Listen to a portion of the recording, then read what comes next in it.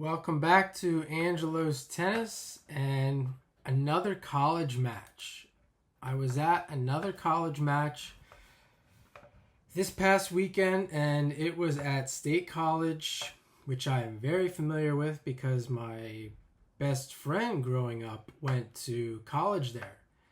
And I spent a lot of time up there doing things that I'm not going to mention on this channel. But I will talk about the tennis because back then I was a college tennis dropout and I was not interested in playing tennis. In fact, I didn't even know that Penn State even had a tennis team back then, which I'm going to get into some of that in this video as well.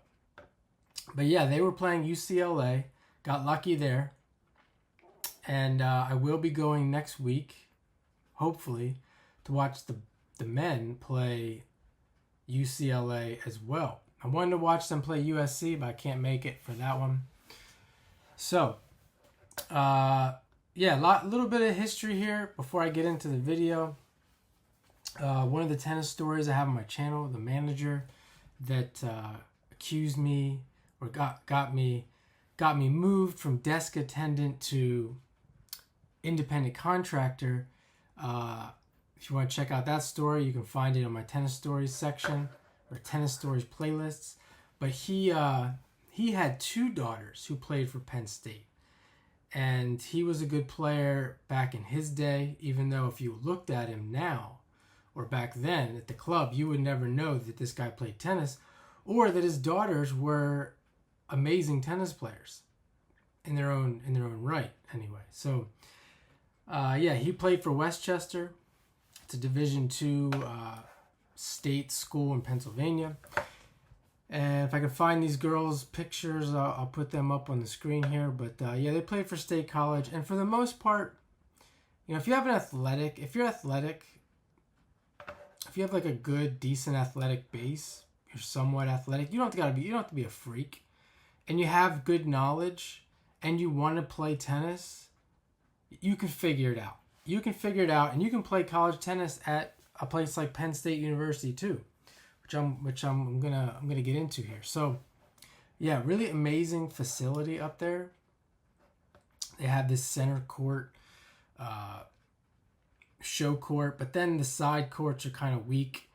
They have you have to pretty much stand in the center to see all of the courts, which I think they can improve on that. Not that it matters because there was no one there. And the few people that were there, there was a few people there.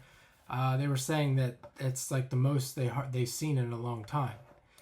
Now, with that being said, they do have most of the season, or at least half of it's indoors. And I wouldn't even try to go to the indoor because the indoor, I'm pretty sure there's no seating, no good viewing area at all, especially for filming.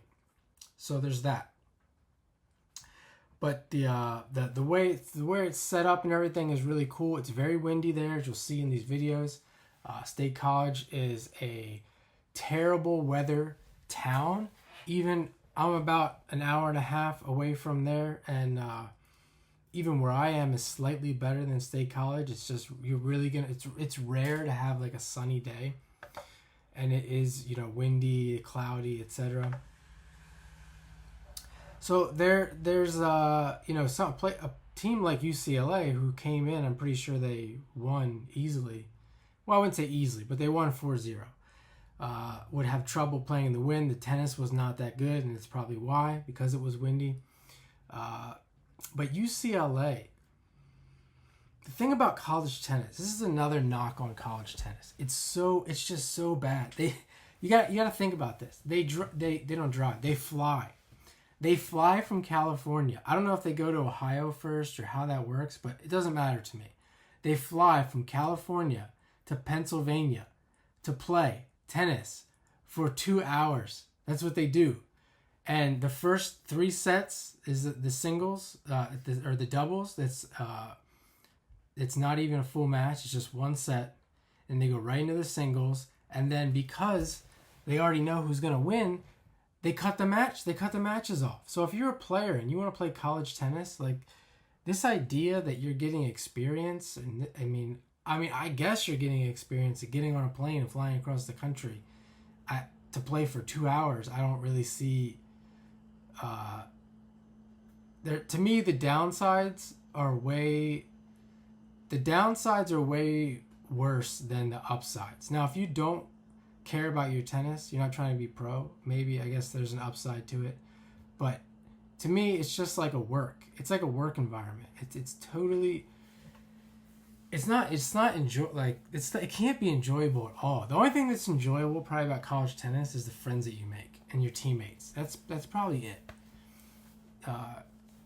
And hopefully they don't have to study. I mean, dear God, all that studying and then the tennis. So anyway, back to the tennis. Getting off topic here. So one of the things I saw that I wouldn't say I was excited, but I was looking forward to was I saw that Leylah Fernandez's sister. If you don't know Leylah Fernandez, I think she's ranked like 25 right now. She lost in that, I think it was the final of the U.S. Open to Emma Raducanu that year. I think it was her in the final. And she's been in the top 50 ever since, or up and down around there. And her sister, Bianca, plays for UCLA, and she wasn't playing. She was carrying around a box of tissues, so it looked like maybe she was sick. I don't know if she's a starter or what. So there was that, and a little disappointed about that. But of course, all the players. Here's a couple interesting things. All the players are. For the most part, 5-star recruits. They all play junior tennis. They all played in the junior tennis circuit in the United States. And the UCLA's team is, for the most part, they're all from California. And then Pennsylvania, for the most part, they're all from Pennsylvania. And I think that's an interesting thing that I haven't thought about much, because I'd like to look more into that with these schools like California or whatever state they're in. For the most part, the players are staying in state, from what I can tell. At least those two schools are a small sample. But I will be looking more into that just for my own interest here in the future. And then, of course, there's a bunch of foreigners.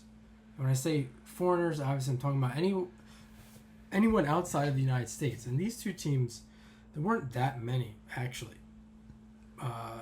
At least they might have been dual citizens with, or there may be more that I'm not sure that were dual citizens, but you have just across the board in college tennis, you have these foreigners.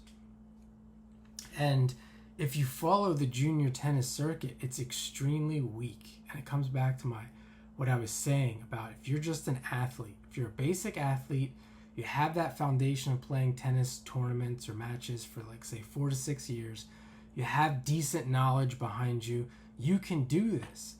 Because outside of the top 200-300 players in the under 18s girls, it's very weak. The tournaments are open. There's plenty of open spots usually, and then they bring in these foreign. It's just not just the girls; it's the boys too, or I should say, the women and the men.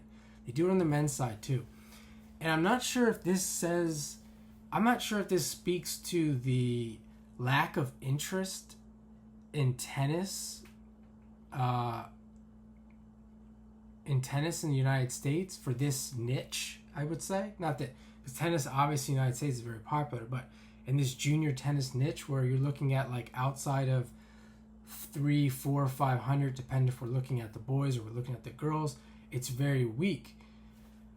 And they have to bring in to fill all the college spots. And if we can really include Division 2 to Division 3 as well, that to fill all the spots, they have to bring in people from other countries. And I wonder if that is the case, that it's because it's weak, or is it that the foreign players are just beating them out for spots somehow?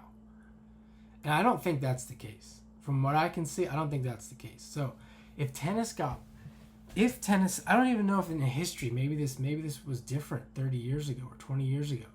Definitely not 20 years ago, but let's say 30, 40 years ago.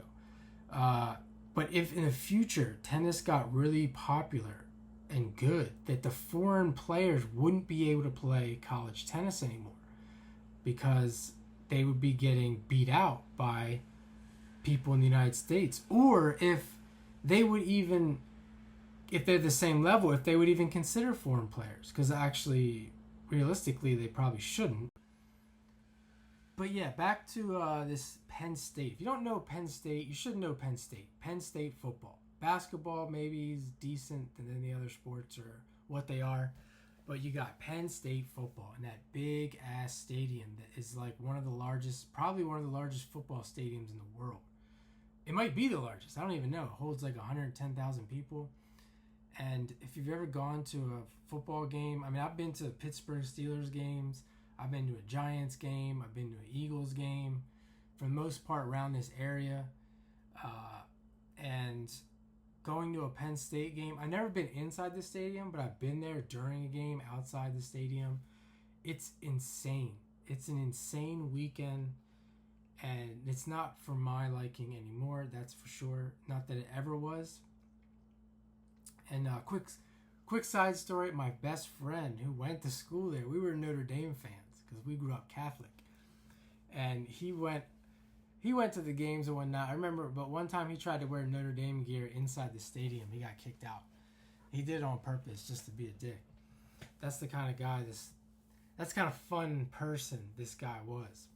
But, yeah, they got this big stadium, and no one comes and watches the tennis matches. Like, there's literally no one there. The people that were there, it's like they're their first time. They're like, this is cool, this tennis thing. What is this? And they're, just participating like a fan, like a spectator at an event would. And yeah, like, just imagine that 110,000 people go to this football game, and they come from all over. Like, when you're driving up to State College, Penn State, you're driving up the highway. The highway is packed with cars. I wouldn't say there's it's not stop and go traffic, but it's packed with cars that have Penn State stickers and memorabilia all over their cars the whole way up. You can see them coming. And they come from West Virginia, Maryland, Virginia. It's crazy. And tennis, there's no one. The students aren't even there. Not like, literally, there was probably 60 people there, if that weren't affiliated with tennis. Actually, that were affiliated and were fans. It wasn't even like 60 fans, just 60 fans.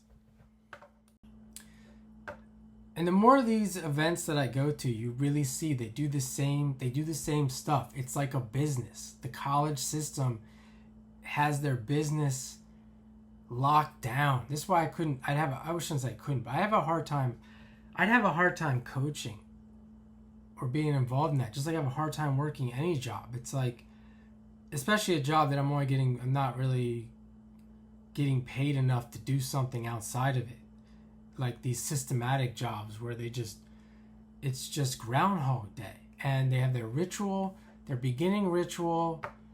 They have their drills in the beginning, the loud music in the beginning, getting them all hyped up. And, one thing I will say that the girls, though, they weren't as loud as the boys. It wasn't as raw. Like, you'd think it'd be that way around me, but like with cheerleading, but it wasn't. It wasn't as raw as the boys was. It'll be interesting to see Penn State UCLA and see if it is. Now, it was outdoors. The last one I was at was indoors, so that might have had something to do with it. Different environments, people act different. But I'm looking at my photos here, and I got a lot of decent close-up images. And, the other thing I wanted to say, the stadium court really makes a big difference. If they could have all the players play on a stadium court, it makes a huge difference. And even in your local community, like, I always thought that, like, for example, let's say where I live, I always thought that it would be really cool, or at least tennis would be better if we had some stadium courts reserved, more than one, reserved for the public to play matches, like on the weekend, like a Friday night, I would play somebody. It would be like, Angelo versus someone else from the community. People would come out, have it make it like some kind of event. And the thing is, even if there was a stadium court, like even if there is a stadium court, chances are it gets locked and no one's allowed to play there. So it's like these little things that people don't do and they don't think of that could be done to make local tennis better. And it could be done. It's not just the money. Like, it's something that it could definitely be done. But yeah, same old story with the girls for the most part. They are just like everyone else. No one's playing different. No one's playing original. They're all basically very, very physical. Just come out, I'm going to physically beat you. The rallies are usually shorter than the men's for the most part, because they do play flat and faster. They're looking to win the point quick. But that's not always the case. But nothing really else to say other than overall, that scene deserves more spectators for sure. It was very nice facility and couple good matches. As I said, the only real downside is that they cut it short. It literally was only 2 hours long. That's all it was. They didn't finish the matches.